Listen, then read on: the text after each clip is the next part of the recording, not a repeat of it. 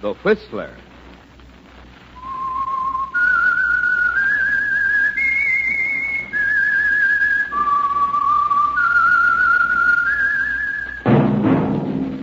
That whistle is your signal, the Whistler.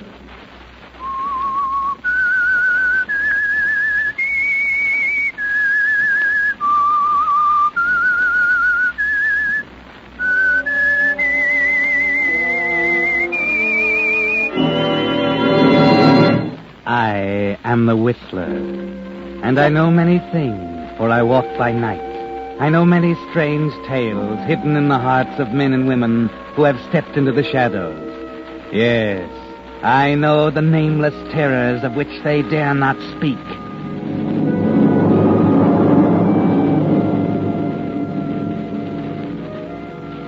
And now the Whistler's strange story. Confession.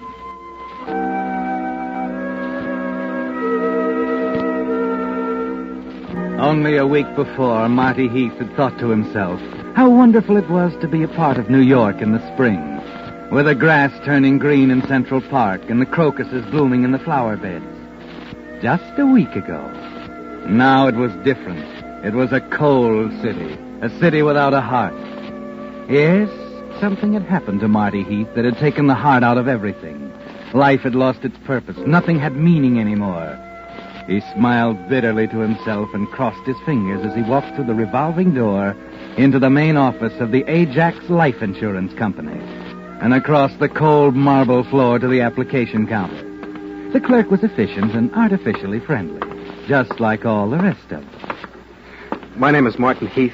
I was here yesterday afternoon. Martin Heath? Oh, yes, I have your application. Let's see. Married, wife, Clara Heath, living at 28 East 64th Street. No other dependents. That's right. The application was for a $20,000 policy, wasn't it? That's right, payable to my wife. Yes. Take effect tomorrow. Will you excuse me a moment, Mr. Heath? Of course. I'll have to look up your file. Pardon me. You got a match? Yeah. Here you are. Oh, thanks. Cigarette? No, thanks. Getting yourself a little policy, huh? I hope so. Well, you won't have any trouble. You know the old saying, there's no one with endurance like... What's the matter? Huh? Was something wrong? Look, suppose we talk about you, huh? Oh, sorry. I just happened to see you were getting yourself a policy. Sure. Skip it. By the way, my name's Blaine.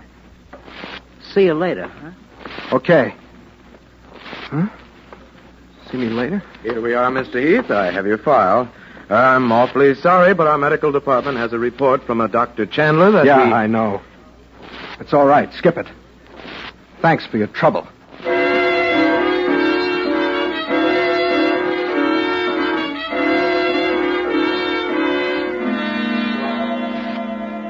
Yes, Marty. They have the report from Dr. Chandler, too. They're awfully sorry, but they can't accept your application. Today it's the Ajax Insurance Company. Yesterday it was the National, and the day before the Atlantic. Yes, Marty. It's a cold city, full of cold people. And you can't even confide in the one person who means everything to you. Please, Clara, I don't want to say any more. Marty, you've worried me to death all week. I called the office and they had no idea where you'd gone. I told you I was out to lunch with a customer. You're not telling me the truth, Marty. Don't you see, darling? I know there's something terribly wrong and I want to help There's nothing wrong. Did you understand that? There's nothing wrong. Marty. Oh, I'm sorry, Clara. I don't know what's the matter with me. Look, darling, let's forget about it. Huh? Let's go out and put away a swell dinner and take in a show. I think I can get us a couple of seats down at the Barrymore and what about it, huh? All right, dear. Let's forget about it.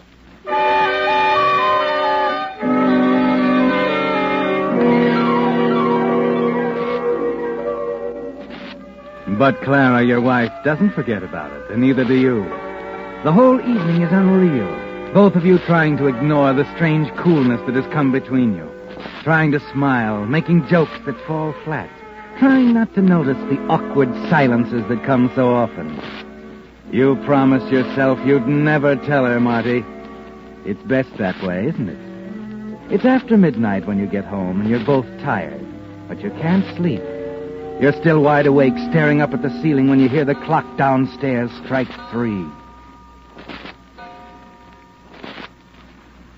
Marty, Yeah? I thought you were awake. It seemed to relax. Neither can I. Marty? Yeah? Marty, will you do me a favor? Sure. If it's somebody else, will you tell me? Somebody else? Another girl. Oh, Clara, darling. I'm so worried. There'll never be anyone else, Clara.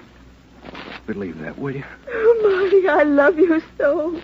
Don't make it hard for me, dear, please. What is it, Marty? What is it? It's... I can't tell you, Clara. I can't.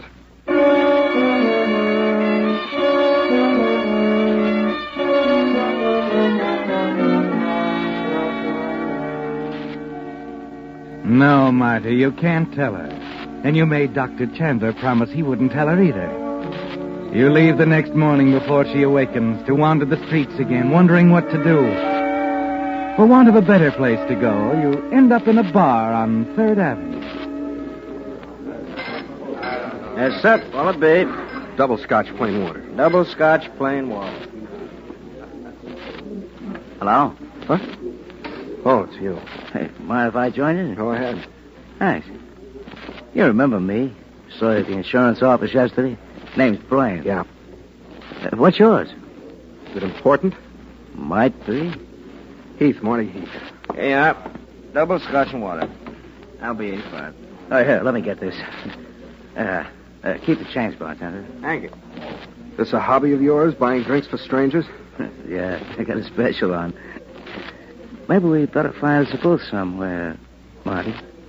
I want to talk to you. Okay.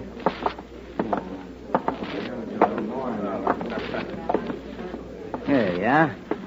Sit down. Thanks. Yeah. Now, I suppose you want me to tell you all about myself. No. No, I know everything about you I want to know. For instance? For instance, I know you're going to die in less than 3 months. Who told you that? I was waiting to see Dr. Chandler the other day when he gave you the bad news. Standing right outside the door. What were you doing up there? He's my doctor, too. I was sort of interested in your position, Mr. Heath. That's why I followed you. Watched you make a fast pitch to those life insurance companies. What business is this of yours? I'm coming to that. You're worried about your wife, aren't you? Wonder who's going to take care of her, what's going to happen when you're gone. Yeah, I don't blame you. I'd worry, too, if I was in your shoes. Go on. I'll give you a policy, Mr. Heath. $10,000 cash on the barrelhead, no questions asked. That ought to take care of her for a little while. Where do I come in? It's very simple. Guy's lying on the floor in an apartment on the other side of town. His head is bashed in with a beer bottle. What do you mean? What do you want? I told you it was simple. You only got 3 months to go anyway, Marty. What can you lose? Yeah, but what's it all about? Who... Wait a minute. I'll show you something. There you are. Count it. $10,000 cash. That ought to take care of your wife for a while. Where do I come in? It's all yours, Marty. All you gotta do is confess to that murder.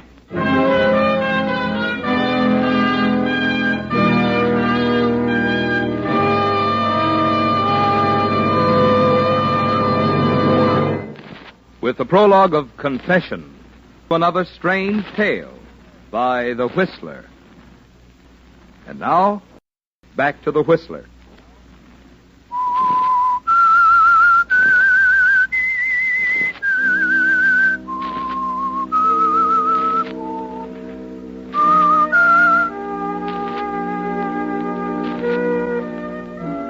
Well, Marty, it's quite a proposition. $10,000 cash on the line. And all Mr. Blaine expects to get for his money is the rest of your life. And he's pretty sure of himself, isn't he? You can see it in his eyes as he sits opposite you, watching you carefully. He knows everything. He knows you're going to die. That there was no arguing with the laboratory tests Dr. Chandler showed you. That in 3 months or less you'd be gone and Clara would have to face it alone, without money. And he knows, too, that Clara is everything to you. Well, what about it, Marty? I don't know. What's it all about? The guy's name is Stanley Roble. I killed him. Does that answer your question? But why? Poker game. Last night in his apartment. I was the last to leave.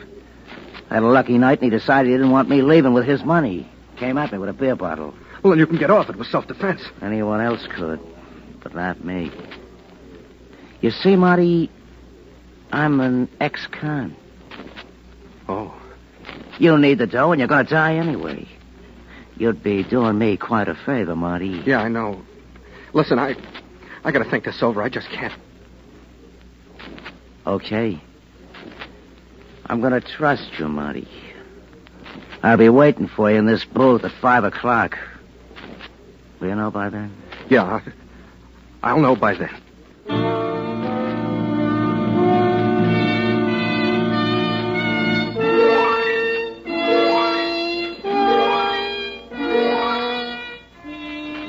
You leave him there, walk out of the bar and into the crowded avenue, and just keep walking. All you can think of is Dr. Chandler and the cold, accurate laboratory reports of Clara, alone in a matter of days, of Blaine and his $10,000. And you know it's wrong, don't you, Marty? But if you turn him down, what's going to happen to Clara? Yes, Marty, what's going to happen to Clara? Hello, Clara. Marty, darling, what are you doing home? It's only... I know, I don't feel so hot. I thought I'd take the afternoon off. Oh. Well? Well, what? Usually start asking questions about it now. Go ahead. I'm not asking any more questions, Marty. I see. Aren't you going to take off your hat? Oh, yeah. Come here, Clara. I want to talk to you for a minute here in the chair by the window. All right, Marty. That's it. I remember we used to sit this way a lot, watching the people down there in the street, feeling sorry for them because they'd never have what we had. Yes, I remember. Clara, you just said you weren't going to ask any more questions. Will you make that a promise? All right, Marty. I'm going to do something pretty soon, Clara. Something terribly strange. Something you probably won't understand for a long time. Maybe you'll never understand it. Marty, what are you talking about? You're asking questions. I'm sorry. It's going to make you wonder about me. It might even make you lose faith in me. I don't know.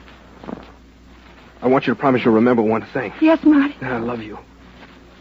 That you're the only thing in the world that matters to me. Oh, Marty, I've got to know. You've got to tell me. Oh, please, darling. Please try to understand. I don't understand. I'm your wife, Marty. Don't you see I'm your wife? I've got to know. Oh, please, Marty, please. I better go. No. Don't go, darling. Don't leave me here. Tell me whatever it is. I can take it, Marty. I'll help you. I'll do anything. Clara. I can't go on like this. I can't live without you. Goodbye, darling.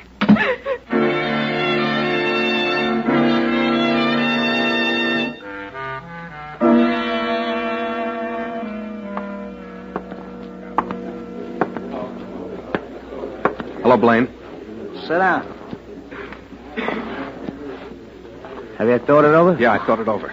Well, Put the money on the table, huh? sure. You can count it if you want. No, that's okay. What do I do now? You're a good kid, Marty. All right. Number one, you go to this address at 8 o'clock tonight. Yeah? You'll find Roble there on the floor with a bottle right next to him. I want your fingerprints in that bottle, clear? Okay. Number two, you write a confession letter to the police. Well, what'll I tell him? I have no motive. I don't even know the guy. You can tell them when you found out you were going to die, you decided you had to have the money for Clara. You found out about the poker game. Knew Roble was drunk in his apartment with a lot of dough lying around. You have it all figured out, haven't you? I think so. So you got the dough, but you had to kill Roble to get it. That's what changed everything, you see. You didn't figure on murder. So you had to get it all off your chest. That's why you wrote the letter. That's it, Marty. That's all I want for my 10 grand. You'll get it.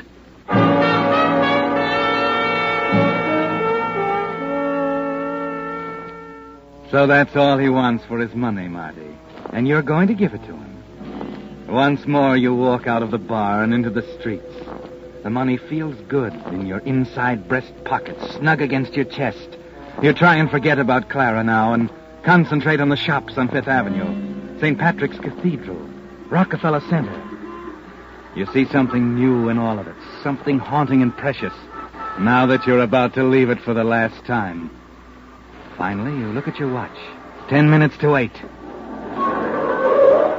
Yes, sir. Taxi? 128 West 86th. Right.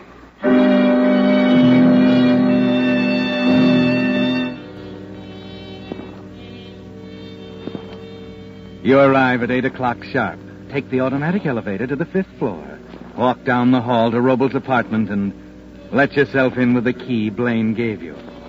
And there he is, sprawled on the floor with an ugly wound in his head, the bottle lying next to him. On a desk in the corner of the room is some stationery and a pen. It won't take you long, Marty. Maybe 5 minutes.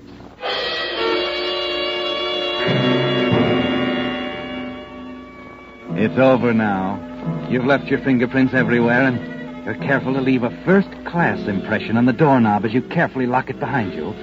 Walk over to the mail chute and drop in the letter you just wrote, addressed to the New York police. And then, just as you start for the elevator... Marty! Clara! Oh, Marty, how would you... I've been all over the floor. I didn't know what your You partner... gotta get out of here. I saw you in the bar with that man. Hurry up. The elevator. You've got to tell me, Marty. Clara. I'm going in there. I'm going to find Stay out... out of there. Let go of me. Listen, darling. There's a dead man in there. Marty, you... I can't explain now. Come on, into the elevator. Marty, you killed him. That's No, why you I didn't... didn't kill him. Listen, baby, you gotta believe me now. You gotta have faith in me. Oh, where are you going now? I'm gonna get a taxi and take you home. I don't want you mixed up in this. Marty. Please, Clara. Please. Won't you tell me? All right. All right, Clara. I'll tell you.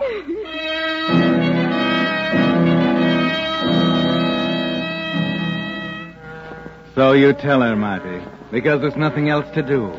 You can't hold it back any longer. And you discover suddenly that you never really knew her. She was right when she said she could take it. It's nearly 10 when you arrive back at your apartment. You don't turn on the lights. Somehow it's better with the two of you sitting there in the quiet darkness. Well, darling. Huh? What now? I'll get the letter in the morning. Are we going to wait for it? It's the sensible thing, I guess. With 3 months left, should we be sensible? I don't know, Clara. I don't... Someone at the door. No, let me go. Yes? Sorry to bother you so late. My name's Muller. I'm looking for a Martin Heath. Oh, I've been told he lives here. well, as a matter of fact, it is his apartment. But you see, Mr. Heath is subletting it to me. My name is Thomas. Uh-huh. You happen to have his address? Yes. 25 Wellfield Way, New Rochelle. Oh, thank you. I'll check it. Good night. Good night. Marty, Why did you lie to him, Clara? I told you there's no use. Marty, I couldn't let him take you. I couldn't. They're right on the job. I'm sure they haven't even got the letter yet. The neighbors must have heard us back there in the hall, broken into the apartment. Darling, you can't throw it away. It's our 3 months, not The theirs. whole state will be looking for me in the morning. We haven't got a chance. We can try. At least we can try. Where can we go, Clara? Anywhere. Let's just take a plane. Why kid ourselves? They'd find... 3 months, Marty. Our last 3 months. Okay, let's go.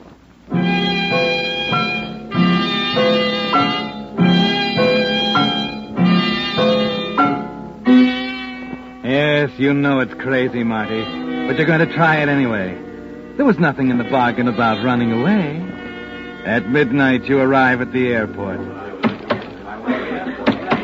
There you are, sir. 2 tickets to New Orleans. Better hurry. Plane leaves in 5 minutes. And at 8 o'clock the next morning, you're signing the register of a New Orleans hotel. George, Ellingson, and wife, Pittsburgh. There you are. Thank you, sir. Boy will take your bags right up. Travel agent will be in around 9 if you want to check on that passage to Havana. I'm afraid, though, you'll have to wait till the end of the week. They're booked up pretty solid.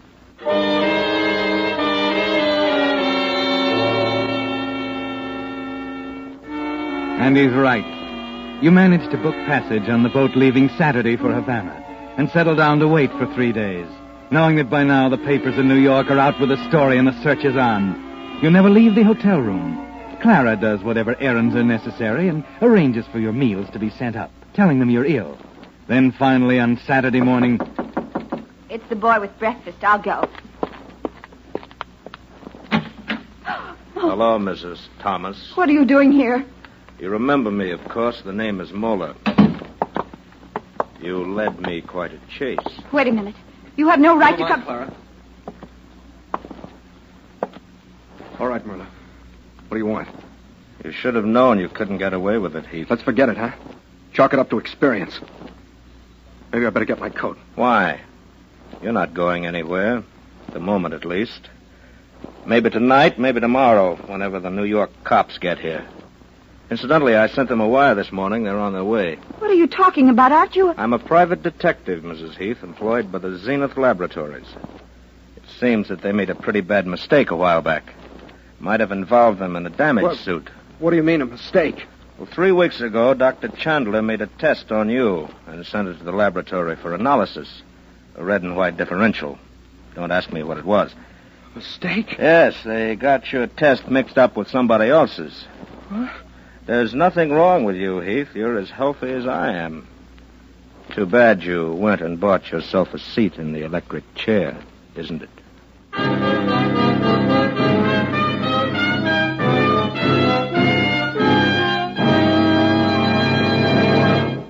The Whistler will return in just a moment with the strange ending of tonight's story. And now, back to the Whistler.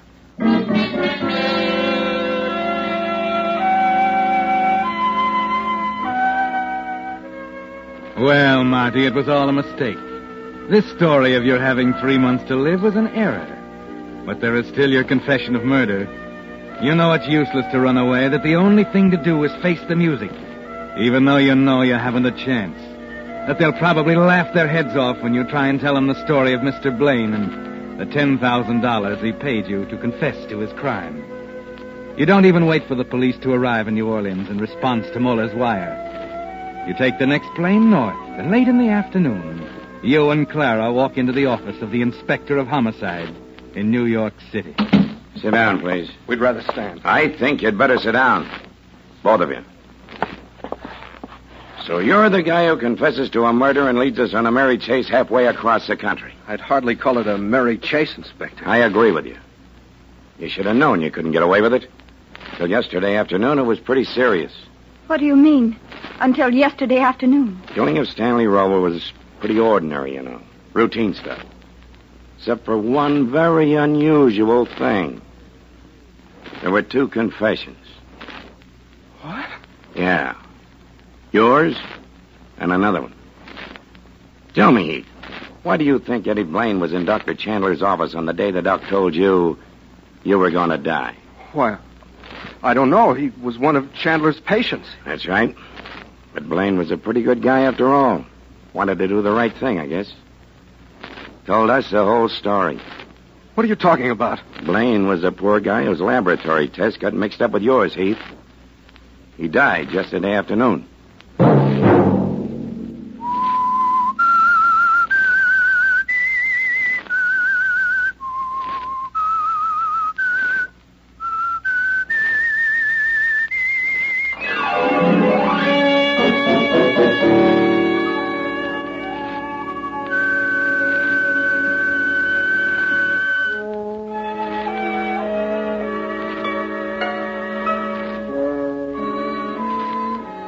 Next Monday at 9 o'clock, the Whistler will bring you another strange tale. Featured in tonight's cast were Elliot Lewis and Adrian Marden. This program produced by George W. Allen with tonight's story by Fred Hegeland and Harold Swanton. Music by Wilbur Hatch.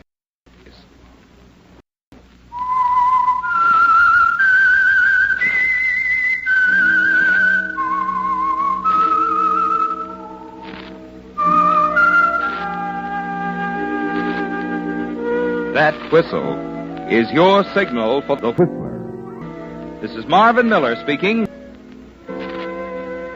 This is CBS, the Columbia Broadcasting System.